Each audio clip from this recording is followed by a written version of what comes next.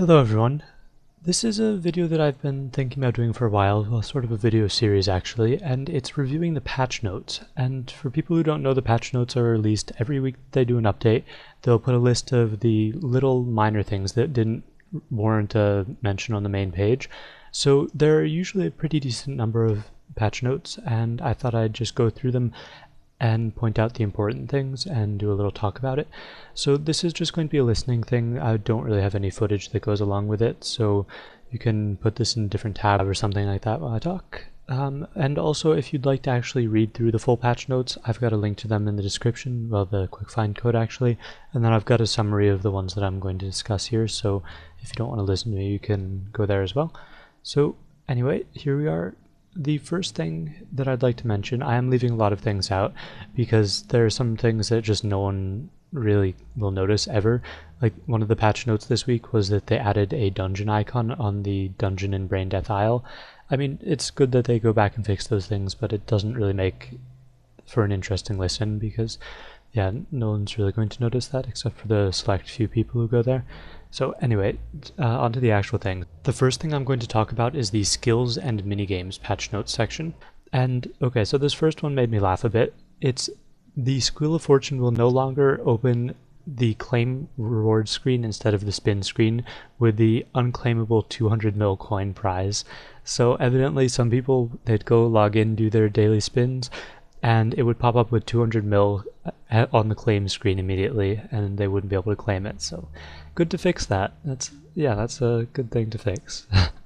I can't imagine what I'd do if I saw that. I'd be a bit surprised. Next, the Castle Wars Halos now work with the Augury and Rigor prayers. I thought they did this a while ago for some reason, but I guess not. They work with Turmoil. They don't work with overhead prayers from what I know. But I think that's intended. So they work with Turmoil, then Piety, Augury, Rigor, and I'm hoping they'll remember to make them work for Torment and Anguish on the beta. I actually haven't tested them there yet, but yeah, that would be good if they did that. Next, this one is actually one that I reported a while ago. It might not have been my report that made it happen, of course, but it's good that they're fixing it now, and it's that the Divine Spirit Shield no longer drains your prayer while using Invulnerability Crystal, which makes sense because you're not taking any damage, so why would it be reducing your prayer? That actually, when Divine Spirit Shields came out, you used to get the prayer drain even if you were using melee protect. I remember a post by King Duffy in the high level forum, I believe, and he was complaining about that because he had bought a Divine for Bandos, and he'd be using melee protect, and he'd still be getting his prayer drained whenever it used a melee attack. So yeah, good that they're fixing this as well. Next is that there's an in-game message when you reach 50 charges left on your Polypore staff. That's good. You don't want to be just running out and trying to bash them with a stick. That's similar to what they did with the Crystal Bow. I believe the Crystal Bow also gives a warning message when it gets low on charges, because yeah, I remember people complaining that they'd like run out and attack a black dragon while holding a crystal in their hand. That wouldn't work too well. I mean, I guess no one actually uses crystal bows anymore, to be honest, but same idea. This next one, I'm sure everyone's noticed by now, well, maybe not everyone, but everyone who uses resizable mode, you can now resize the chat window while you're in resizable mode. That was very annoying that you couldn't. I don't know why they changed it, but yeah, now you can do it. Rapid Restore and Rapid Renewal, those are both prayers that restore your health over time. They can both be used at the same time now. I'm assuming that their effect stacks additively rather than multiplicatively, because otherwise it would be really overpowered. But I don't actually know anyone who ever uses those, so I don't know how useful that'll be in general, but okay then. And then the final bit, if you're not interested in fish flingers, just stop now, because all the rest of this is fish flingers. There were a lot of fish flingers things. I'm surprised they didn't make some sort of news post or some other major thing, because this fish flinger stuff is more than is usually in the patch notes. It's like a really major rework of it. So yes, fish flingers had a revamp, what was it, a month or something ago, and they changed around the gameplay, not ridiculously, but somewhat significantly. And now the scoring system actually makes you want to do the game the way it was intended to be played, rather than just letting a couple people go and find the correct combinations and everyone else just sort of AFKing. So yeah, I'll get right into it. So Well, this isn't really related to gameplay, but first off, you can buy multiple of the fishing outfits, and you can also put them in your play-around house costume room now, so it doesn't really make much difference because you can always store them in your tackle box, but hey, why not? It's fine. I mean, I guess the only real advantage for that is if you just go and buy the fishing outfits and you don't want to buy a tackle box. Anyway, I don't see why you wouldn't get a tackle box, they're quite useful. So next, they changed how fishing tokens are given out for special things. So this is what I was talking about, how they want you to play the game the way it was intended rather than just camping at the heaviest fish. So they made it so that each big fish you catch will give you one fishing token, and you also get one fishing token per 2 assists that you do, and you also get one fishing token per 2 species that you catch at 100% rating, so that's 3 extra tokens there for just playing normally. So overall, this is pretty nice. I'm not sure if it'll quite even out and be better or worse than before, but we'll see. It should be about similar, which I think is good. Just keeping the same rewards, the same outcome, but making the gameplay better. Yeah, I like that a lot.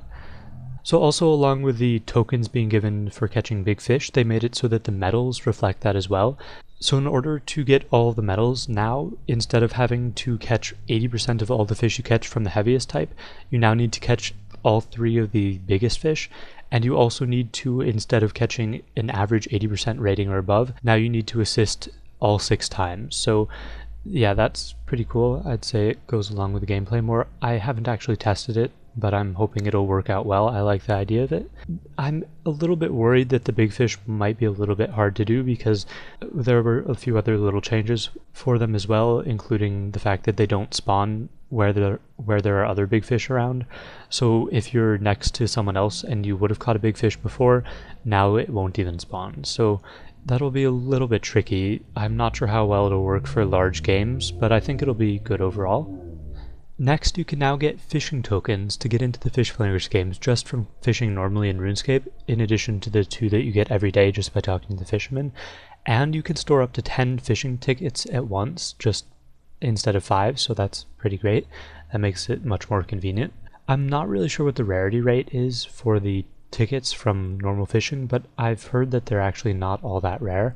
So that's a nice thing for people who are still trying to get their tackle boxes or getting their trimmed comps back. And going along with the tickets, now whenever a Fish Flingers round ends, you get a message saying how many tickets you have left. That's a bit overdue, I'd say, because I remember a lot of people right after a game would end, they'd all quick chat how many tickets they had left, just to know, so that's a good little addition, nice quick fix.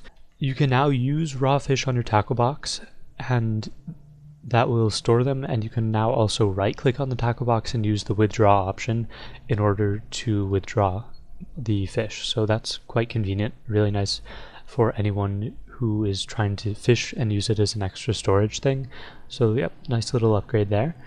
And then the final thing for this video is that fishing runes can now be stored in tackle boxes. So yeah, just another nice little thing. I'm not exactly sure where they're actually stored. I looked at my tackle box and I assume it's in the tool section because that's now completely useless due to the tool belt, which stores all the tools there anyway.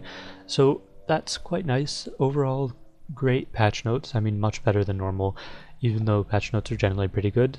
Just lots of little fixes there.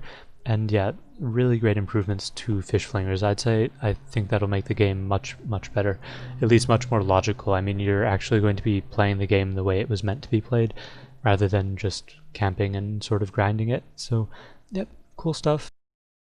This video actually went on a lot longer than I expected, mostly because of all of these Fish Flinger fixes, which are unusual. Normally a patch notes video like this would probably be around 5 minutes. So if you're interested in seeing more patch notes videos, please post or thumbs up or give me some form of feedback so that I know people enjoyed it, or not. If people don't want to see more like this, do that as well so I know. And yep, that's everything. Thanks for watching.